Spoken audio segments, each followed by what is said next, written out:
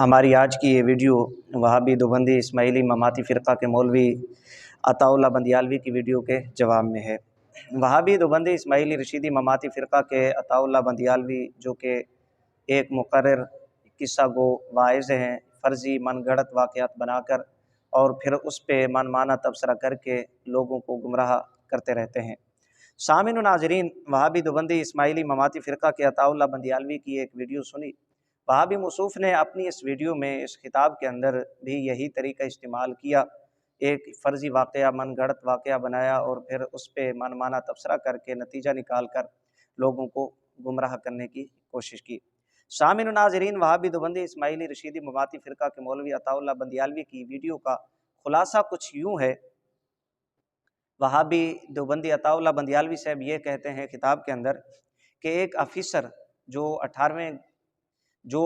Grade سے تعلق رکھتا تھا، اس نے ایک بچہ ہمارے مدرسہ میں داخل کرایا اور پھر ہر مہینے وہ اپنے بچے کی خبر گیری کے لیے ہمارے مدرسہ میں وہ آیا کرتا تھا۔ جب وہ ہمارے مدرسہ میں آتا تھا تو ہمارے مدرسہ کے قاری صاحب جو مدرس تھے، اس کے سامنے قرآن پاک کھول کر یہ آیات پڑھتے، قل انما انا بشر مثلکم، اسی طرح قل لا املک لنفسی نفعا ولا ضرا۔ جب یہ آیات پڑھتے تو پھر ایک دن وہ آفیسر کہنے لگا قاری صاحب کو کہ قاری صاحب، بات یہی حق ہے، معاملہ اسی طرح ہے، مسئلہ یہی درست ہے جو آپ فرما رہے ہیں۔ جو آگے نتیجہ نکال رہا ہے اب یہ عطا اللہ بندیالوی یہ واقعہ بنا کر کہتا ہے کہ وہ آفیسر کہنے لگا کہ قاری صاحب، معاملہ اسی طرح ہے، مسئلہ یہی ٹھیک ہے جو آپ کہہ رہے ہیں، لیکن بات یہ ہے کہ میری والدہ نے مجھے کہا تھا کہ تم نے ہمیشہ بریلوی رہنا ہے۔ یعنی یہ تاثر دیا کہ جو علماء اہل سنہ و جماعت ہیں، سنی حضرات ہیں، سنی لوگ ہیں، وہ رسول اللہ صلی اللہ علیہ وآلہ وسلم کی بشریت کے منکر ہیں۔ یہ تاثر دیا وہابی مولوی عطا اللہ بندیالوی نے۔ سامعین و ناظرین، یہ خلاصہ تھا وہابی مولوی کی ویڈیو کا۔ جہاں تک بشریت کی بات ہے، سنی علماء، سنی عوام رسول اللہ صلی اللہ علیہ وآلہ وسلم کی بشریت کے منکر بالکل نہیں ہے۔ یہ ان کا جھوٹ ہے، یہ ان کا الزام ہے۔ یہ الزام کیوں لگاتے ہیں انشاءاللہ اس پہ بھی بات کرتا ہوں، لیکن ایک حوالہ میں یہاں پر پیش کرنا چاہتا ہوں امام اہل سنت رحمہ اللہ کے فتاوی رضویہ شریف سے، کہ جس سے آپ کو معلوم ہوگا کہ یہ کتنے بڑے جھوٹے ہیں وہابی مولوی، یہ الزام لگاتے ہیں بشریت کے انکار کا، وگرنہ حقیقت کے اندر سنی علماء محبوب کائنات صلی اللہ علیہ وآلہ وسلم کی بشریت کی منکر نہیں ہے۔ یہ فتاوی رضویہ شریف ہے میرے پاس، فتاوی رضویہ شریف کی جلد نمبر 14 ہے۔ یہاں پر امام اہل سنت رحمہ اللہ ایک سوال کا جواب دیتے ہوئے ارشاد فرماتے ہیں، جو مطلقاً حضور صلی اللہ علیہ وآلہ وسلم سے بشریت کی نفی کرے وہ کافر ہے۔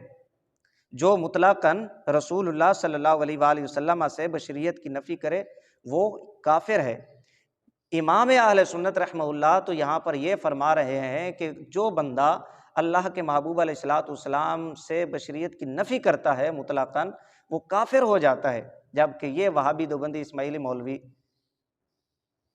الزام لگا کر یہ کہتے ہیں کہ یہ بشریت کے منکر ہیں۔ یہ کتنا بڑا جھوٹ ہے، ان لوگوں کا الزام ہے، بہتان ہے امام اہل سنت رحمہ اللہ پر اور ان کے ماننے والوں پر اور دیگر سنی علماء کے اوپر کہ یہ رسول اللہ صلی اللہ علیہ وآلہ وسلم کی بشریت کا انکار کرتے ہیں۔ یہ بالکل جھوٹ ہے، لعنت اللہ علی الکاذبین۔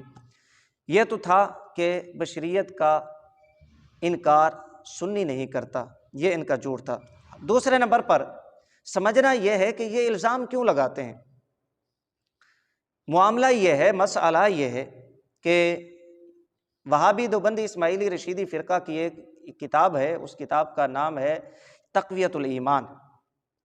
شاہ اسماعیل دہلوی جو وہابی دیوبندی اسماعیلی فرقہ کے یہ بانی اور سربراہ تھے، انہوں نے یہ کتاب لکھی تھی۔ اس کتاب کے اندر شاہ اسماعیل دہلوی نے جو عقیدے بیان کیے وہ یہ تھے کہ رسول اللہ صلی اللہ علیہ وآلہ وسلم ہمارے بڑے بھائی ہیں، ہم ان کے چھوٹے بھائی ہیں۔ حضور کا ادب ایسے کرو جیسے بڑے بھائی کا کرتے ہو، اور پھر ایک جگہ پر شاہ اسماعیل دہلوی یہ عقیدہ لکھتا ہے، نظریہ لکھتا ہے، اور اپنے ماننے والے جو چیلے ہیں اس کے ان کو یہ سبق دیتے ہوئے کہتا ہے کہ حضور کا مقام، حضور علیہ الصلوۃ والسلام کی شان ایسے ہے جیسے محلے کے ایک چودھری کی ہوتی ہے یا گاؤں کے ایک زمیندار کی ہوتی ہے۔ رسول اللہ صلی اللہ علیہ وآلہ وسلم اور دیگر انبیاء علیہ السلام اللہ کی شان کے آگے چمار سے بھی زیادہ ذلیل ہیں، ذرہ ناچیز سے بھی کم تر ہیں۔ یہ جب عقائد لکھے، اسی تقویت الایمان کے دفاع میں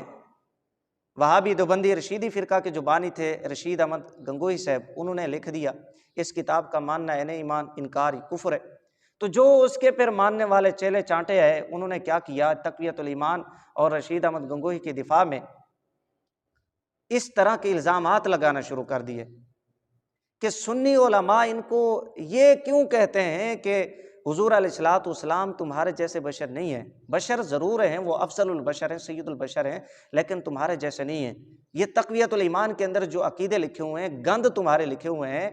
حضور علیہ الصلوۃ والسلام کا مقام ایسا بالکل نہیں ہے۔ تو پھر یہ تقویت الایمان اور رشید احمد گنگوہی کے دفاع میں اور دیگر وہابی دیوبندی اسماعیلی رشیدی فرقہ کے مولویوں کے دفاع میں یہ سنی علماء کو بدنام کرنے کے لیے یہ الزام لگاتے ہیں کہ یہ رسول اللہ صلی اللہ علیہ وآلہ وسلم کی بشریت کے منکر ہیں، وگرنہ کوئی بھی اللہ کے محبوب علیہ الصلوۃ والسلام کی بشریت کا منکر نہیں ہے۔ حقیقت کے اندر جو ان کے دلوں کے اندر بغض رسول ہے اسی کا یہ اظہار کرتے ہیں، اور تقویت الایمان کے عقیدے چونکہ انہوں نے ماننے ہوتے ہیں، اگر یہ بجائے ان گستاخانہ عقائد سے توبہ کرنے کے دوسروں کو مورد الزام ٹھہرا دیتے ہیں کہ یہ حضرات بشریت کے منکر ہیں، وگرنہ بالکل ایسا نہیں ہے۔ تیسرے نمبر پر جو آیت اس نے یہ پڑھی، قُل لا أَمْلِكُ لِنَفْسِي نَفْعًا وَلَا ضَرًّا، یہاں پر گویا رسول اللہ صلی اللہ علیہ وآلہ وسلم کو بندہ عاجز بتایا گیا لوگوں کے سامنے، اور یہی تقویت الایمان کے اندر لکھا ہوا ہے۔ ظاہر بات ہے تقویت الایمان کے عقائد انہوں نے ماننے ہیں، ان کے لیے ضروری ہے۔ ہمارا سوال یہ ہے کہ جو یہ آیت ہر مقام کے اوپر پڑھتے ہیں یا دیگر آیات بظاہر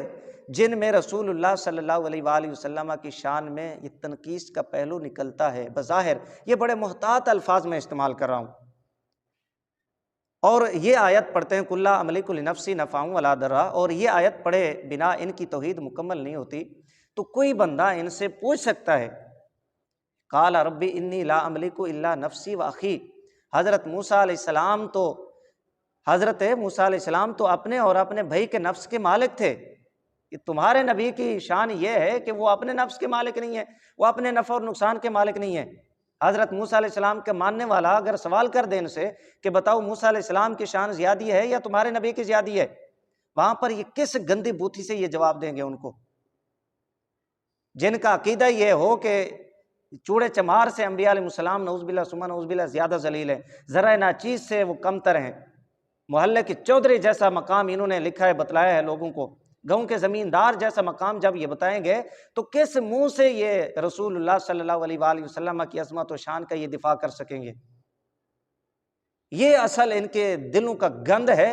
بغض رسول ہے جو ان کے دلوں میں چھپا ہوا ہے، اور اس کا یہ گہ بگہ اظہار کرتے رہتے ہیں۔ لہٰذا پریشان ہونے کی ضرورت نہیں ہے، کوئی بھی رسول اللہ صلی اللہ علیہ وآلہ وسلم کی بشریت کا منکر نہیں ہے۔ جو حق بات تھی، جو مسئلہ تھا، جو معاملہ تھا، وہ یہ تھا کہ یہ اپنے گندے عقائد کا دفاع کرنے کے لیے اس طرح کے الزامات کا سہارا